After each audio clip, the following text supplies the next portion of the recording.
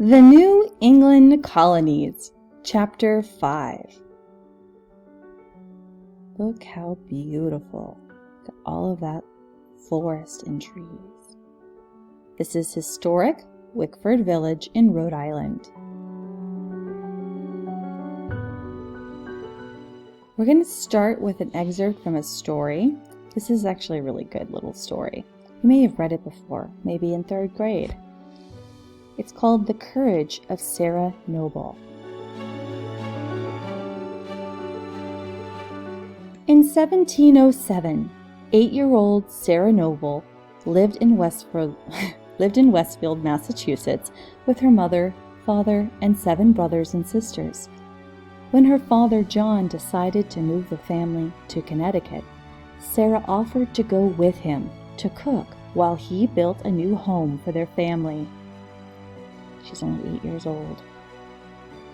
At her new home, Sarah befriended Tall John and his family, American Indians who lived nearby. At her new home, Sarah befriended Tall John and his family, who were American Indians who lived nearby. When Sarah's father traveled back to Massachusetts to get the rest of his family, Tall John's family cared for Sarah. Read now about Sarah's experiences in the Indian village. October days were warm and sunny. The Indian women spread the corn out to dry. At night, Sarah helped them to cover it carefully so the heavy dew would not wet it. There were so many things to do. Tall John's wife taught Sarah how to weave a basket, and because Sarah's clothes were stiff and heavy, the Indian women made her clothes of deerskin, such as the Indians wore when the days grew colder. She also made a pair of deerskin moccasins. Sarah's feet felt light and free. She walked softly as the Indian children did. Often she thought of her family. Were they on their way? Would Hannah and Margaret be afraid of wolves? Stephen would not be. And the baby was too young to know about the danger. There was nothing, she thought, to be afraid of here with Tall John and his family. But there was. The pleasant, quiet days came to an end, and all at once Sarah felt that there was fear and disturbance in the air.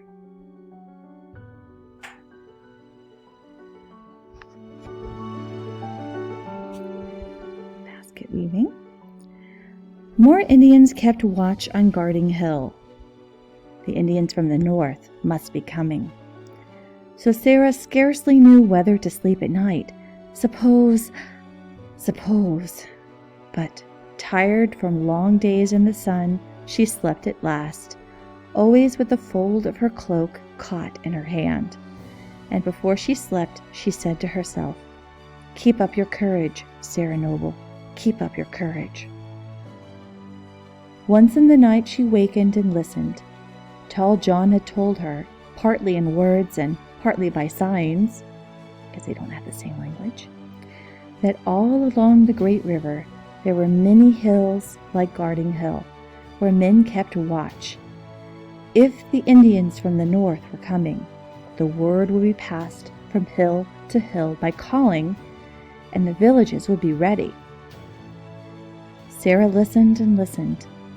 Once she seemed to hear a long, low wailing. Was this the signal?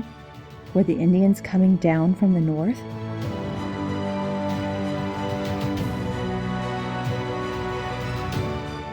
She waited for the village to waken, but everything was still. In the darkness, she could even hear the sleep breathing of Tall John and his wife, of Small John and Mary. "Why, it's nothing but a wolf," said Sarah. Soon her heart beat quietly, and she too was breathing evenly in her sleep. In the morning, Tall John told her that there had been fear, but the danger had passed. The river villages would not be raided. So, forgetting all her fears of the night before, Sarah played with the other children. It was such a charming game they played in the warm sunshine, Taking off all their moccasins, they placed them in a row and then hid a pebble in one. Sarah was pleased when it came her turn to guess, and she guessed right. The pebble was in her own shoe. In the middle of the game, she turned suddenly, feeling that someone was watching her. And it was her father. John Noble stood there, not saying a word. His eyes crinkled up at the corners the way they did when he was amused, and he said, "Sarah, I had thought you were one of the Indian children."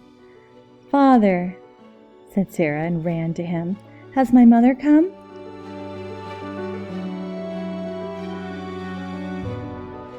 "We're all here now," said her father. "I have come to take you home, but, daughter, I think it would be well to put on your own clothes, or your mother will surely not know you." So Sarah put on her clothes piece by stiff piece. She now thought of buttons as tiresome. And as for petticoats, the moccasins she kept on, for her feet refused to go into those heavy leather shoes. When she was ready to leave, she saw Tall John looking sadly at her. "You go, Sarah?" he said. "I must," said Sarah. "My mother is here." Tall John said nothing, but swung Sarah up on his shoulder as he had done many times before. So, a very cute, short novel. If you are interested, I'm sure you can find that. The Courage of Sarah Noble.